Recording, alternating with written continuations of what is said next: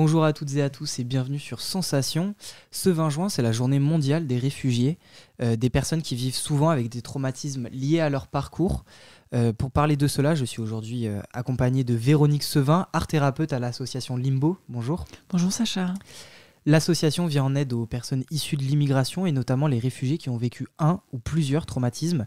Pouvez-vous nous expliquer rapidement quels peuvent être les traumatismes que les réfugiés ont subis ? D'accord. Alors déjà, les réfugiés qu'on accueille sont issus de l'immigration africaine. Ils ont subi le premier traumatisme qui est le départ. Ils ne choisissent pas les raisons pour lesquelles ils partent. Ils partent parce qu'ils n'ont pas de choix, parce qu'il faut survivre, parce qu'il y a la guerre, parce que leur vie est menacée dans le pays, parce qu'il y a des conflits très compliqués. Après, il y a le deuxième traumatisme qui est le parcours d'exil. C'est toute la traversée jusqu'à l'arrivée à nos frontières, qui est un enfer. Je ne sais pas comment le nommer. C'est de la maltraitance, de la torture, des viols incessants, le côtoiement de la mort de façon répétée, etc., etc.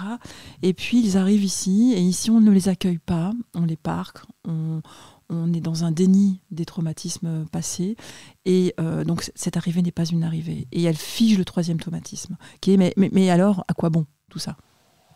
Alors, lorsque vous commencez le travail de thérapie avec les réfugiés, dans quel état se trouvent-ils généralement ?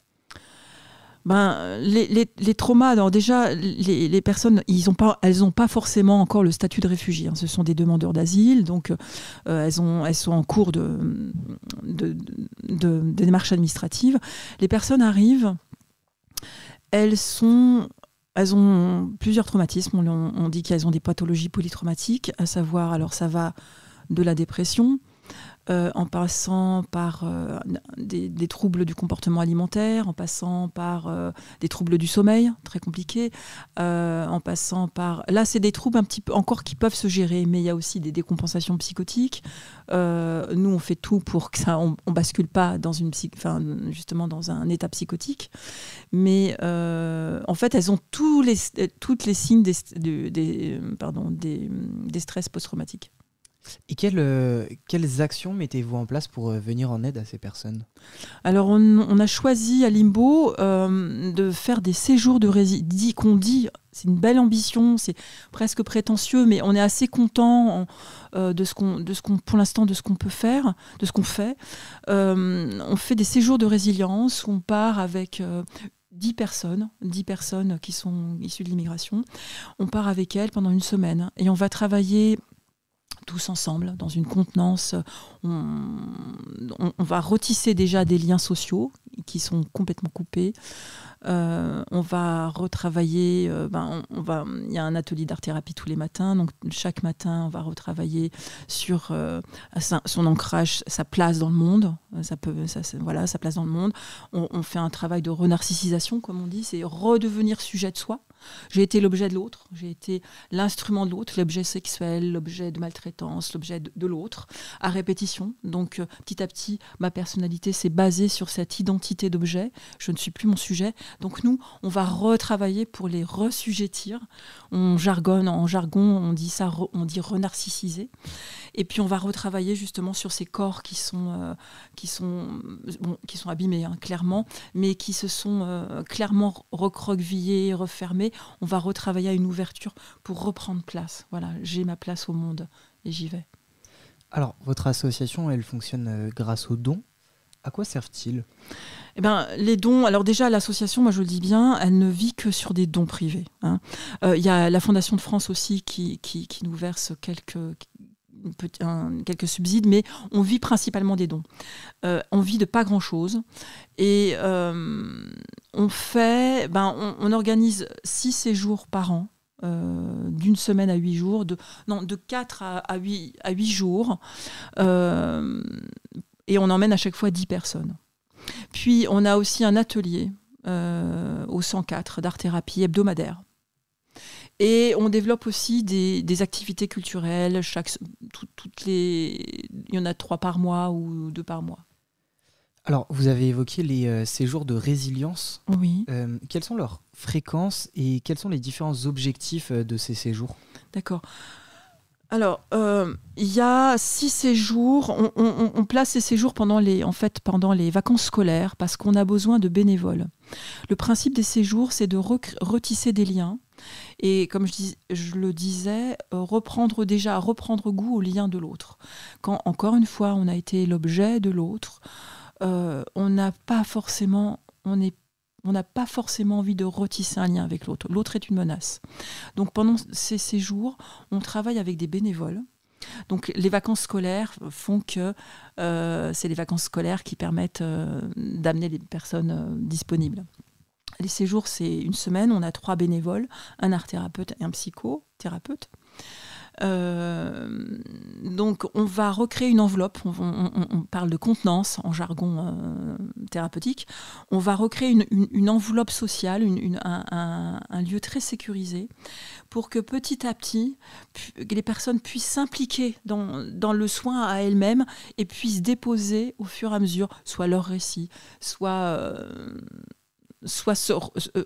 on sent qu'elles se réapproprient leur personne. Et donc, quelles sont les activités que vous mettez en place du coup pendant ce séjour ?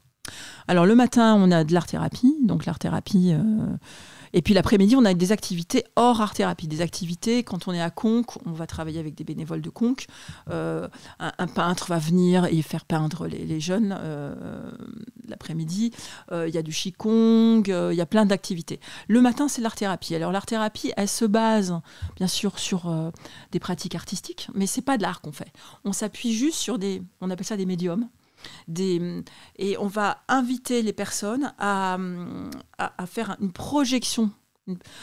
En psychothérapie, on utilise le mot pour dire ce qui ne va pas. Avec ces personnes-là, elles ne peuvent pas dire. Parce que déjà, c'est hyper important pour elles. C'est tellement dur de survivre à ce qu'elles ont vécu qu'on met un gros mouchoir à l'intérieur pour survivre. Et on est en respect de ce mouchoir qu'elles ont mis.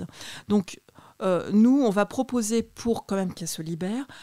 L'art-thérapie, c'est de projeter sa pathologie sur un autre foyer, qui n'est pas le foyer primaire où il y a le trauma, mais un autre foyer. Et on va utiliser des supports artistiques. Moi, j'utilise beaucoup le corps, la voix, la terre. On va aussi travailler avec la terre, les couleurs. Et je vais accompagner le groupe pour qu'il puisse, le groupe et les personnes, mais le groupe est aussi un soutien, pour que la personne puisse faire un transfert, une projection sur le tiers artistique. Et je vais accompagner ce tiers dans un déplacement. On dit un déplacement, parce que dès qu'on se déplace un tout petit peu de sa souffrance, on commence à prendre une micro-distance. Et c'est la micro-distance qui est le lieu de la guérison, enfin, du soulagement, du mieux-être. Donc moi l'art-thérapie invite la projection et puis un petit déplacement. Après c'est des outils, donc concrètement on va utiliser la terre, moi j'utilise le corps, la voix, la terre, les couleurs, mais voilà. Alors on a parlé de la prise de conscience d'un traumatisme passé. Comment réussissez-vous à ce que les personnes s'en rendent compte justement de ce traumatisme ? Déjà, je pense qu'elles ne sont pas complètement dupes, qu'il y a quelque chose... La question, ce n'est pas tant qu'elles se rendent compte, c'est qu'elles mesurent à quel point ce traumatisme empêche de continuer. C'est prétentieux de dire ça parce que je pense que c'est évident, mais moi, je suis plus dans l'ouverture. Il n'y a pas d'autre choix que de faire avec ce qui a été. On n'a pas d'autre choix. Ce qui a été ne peut pas s'effacer. Donc, poser ce qui a été permet d'aller vers demain. Il se trouve que quand elles arrivent en France, elles sont dans l'incapacité de raconter ce qui s'est passé, par survie. Quand il y a un séjour de résilience, une contenance, une sécurité, petit à petit, elles peuvent se dégager du refoulement et il y a des récits qui se disent. Elles commencent à parler, elles parlent. Et quand elles parlent, à ce moment-là, on peut commencer déjà à embrayer soit une psychothérapie si elles le souhaitent, et moi je les encourage, la porte est ouverte pour qu'elles aillent plus loin, soit de commencer à construire quelque chose pour demain.